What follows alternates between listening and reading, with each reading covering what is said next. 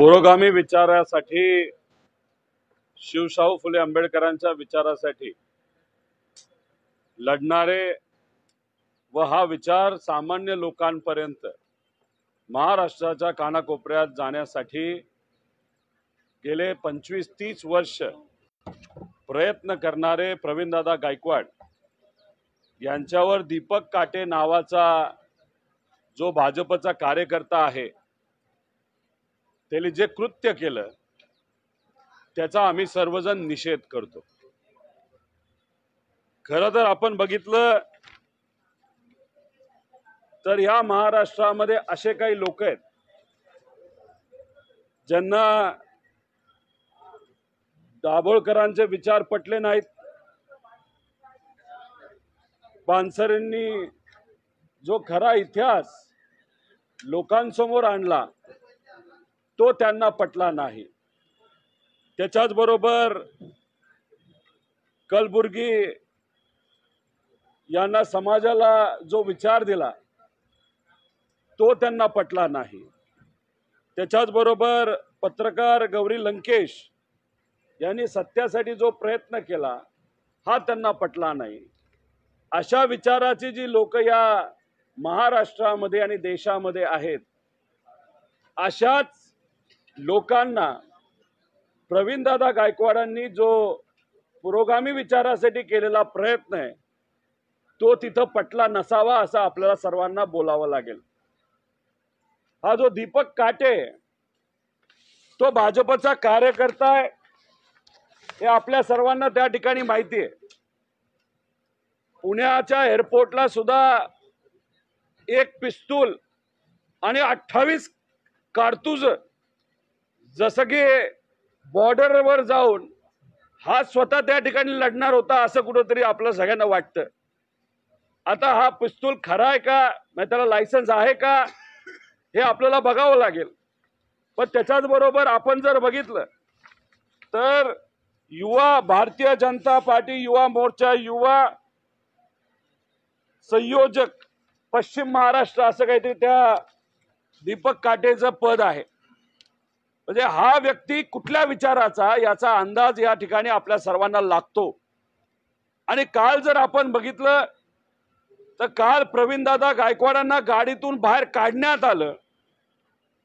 झुंडाशाहीच्या माध्यमातून काही 10-20 लोक तिथं उभे होते, त्यांनी त्यांना बाहेर काढलं आणि शाई फेक केली।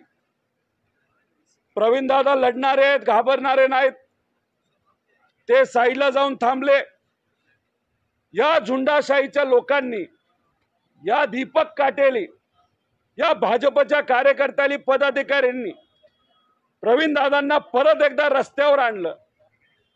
परत कुठेतरी त्यांना कदाचित आपल्याला म्हणावं लागेल हा त्यांना मारण्याचा कट होता। आम्हाला असंही कळतंय की त्या दीपक काटेकडे बंदूक होती, पिस्तूल होता। खरं काय हे लोकांसमोर तिथं आलं पाहिजे।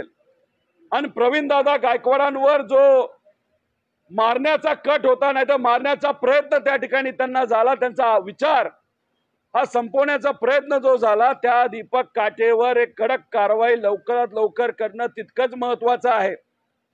आणि त्याच्याच बरोबर हा दीपक काटे जो स्वतःच्या भावाचा झाला नाही असंही आम्हाला समजतंय की त्यांनी स्वतःच्या भावाला त्या ठिकाणी मारलेला आहे, त्याला मृत्युमुखी पाडलेला आहे।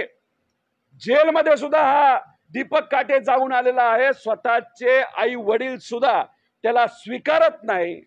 अशा व्यक्तीला भाजपली एक पद देऊन त्याला कसं स्वीकारलं? म्हणजे कुठेतरी पुरोगामी विचाराचा आवाज दाबण्यासाठी हा जो प्रयत्न भाजपकडनं केला जातो याच्यात गुंड हे मुद्दामून आणले जातात, या गुंडांना पद दिलं जातं आणि गुंडाशाही आणि दडपशाही ही कुठेतरी त्या ठिकाणी भाजपकडनं पुरस्कृत केली जाते असं आमच्या सगळ्यांचं म्हणणं आहे। काही दिवसांपूर्वी आपण बघितलं जनसुरक्षा कायदा हा कडव्या डाव्यांचा विरोध करण्यासाठी या ठिकाणी आणला। आम्ही म्हणलो तुम्ही ज्या पद्धतीने त्याचं डेफिनेशन केलेलं याच्यामध्ये बदल हे करावे लागतील, पण ते बदल त्या ठिकाणी त्यांनी ऐकले नाही। मग कडव्या डाव्यांबद्दल आपण चर्चा केली, मग कडव्या उजव्यांबद्दल आपण चर्चा करणार आहे का? अशा पद्धतीने जर कुणी कुठं वागत असेल त्याचा निषेध आम्ही सर्वजण करतो व त्याच्याच बरोबर अशा लोकांवर कारवाई ही लवकरात लवकर त्या ठिकाणी झालीच पाहिजे असं आमच्या सगळ्यांचं मत आहे. आम्ही सर्वजण प्रवीणदादा गायकवाडांबरोबर आहोत. अनेक वर्ष त्यांनी शिवशाहू फुले आंबेडकरांचा विचार लोकांपर्यंत नेला. 5,000 पेक्षा जास्त युवांना त्यांनी नोकऱ्या दिल्या. असं म्हणावं लागेल, ज्या सरकारला जमत नाही एवढी सत्ता असताना सुद्धा एक सामाजिक कार्यकर्ता ते करून दाखवतो.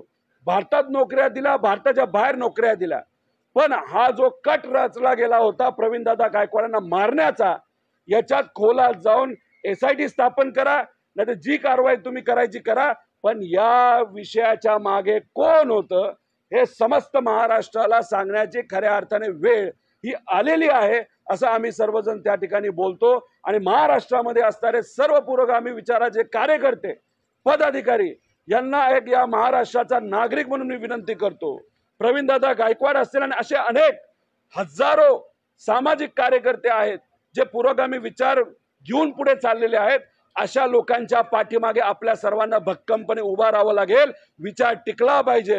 विचार कुणीही मारू शकत नाही, पण व्यक्ती पण तितकाच महत्वाचा आहे. त्यामुळे कृपा करून मी आपल्या सर्वांना विनंती करतो, अशा सामाजिक कार्यकर्त्यांच्या पाठीमागे आपल्या सगळ्यांनाच भक्कमपणे उभं राहावं लागेल. धन्यवाद.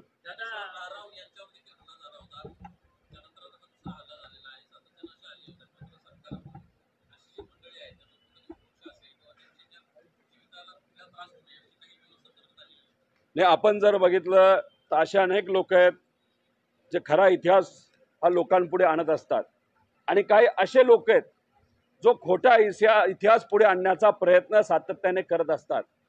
खोटा इतिहास पुढे आणण्याचा प्रयत्न करणारे जे लोक आज सत्तेत आहेत आणि जे लोक जे पुरोगामी विचाराचे कार्यकर्ते आहेत, कुठे शिवशाहू फुले आंबेडकरांचा खरा विचार लोकांपुढे घेऊन जात आहेत, हे सत्तेतले लोक अशा गुंडांना ताकद देत त्या लोकांच्या विरोधात कटकारस्थान करण्याचा त्या ठिकाणी तो प्रयत्न केला जातो, नाही ताकद दिली जाते. त्यामुळे हे सरकार हे पुरोगामी विचाराच्या विरोधातलंय, शिवशाहू फुले आंबेडकरांच्या विचाराच्या विरोधातलंय. पण अशा पद्धतीने तुम्ही जर गुंडांना ताकद देत असाल, गुंडांना तुम्ही पुढे करत असाल, हे चालणार नाही. ही फक्त सुरुवात आहे. यांना अशीच ताकद देत राहिलो, यांना असंच आपण पाठराखण करत राहिलो तर हे लोक उद्या, हे सत्तेतली लोक उद्या जाऊन काय काय करतील, कोणाकोणाचा आवाज दाबतील आणि कशा प्रकारे आवाज दाबतील हे आपल्याला त्या ठिकाणी कळणार नाही. म्हणजे जो जनसुरक्षा कायदा आणला त्या माध्यमातून सुद्धा आपण जर बघितलं तो जो आपल्या खरा सर्वांचा हक्क होता बोलण्याचा, तो सुद्धा अप्रत्यक्षपणे दाबण्याचा प्रयत्न हा सरकारकडनं त्या ठिकाणी केला गेला. आम्ही त्याचा विरोध केला.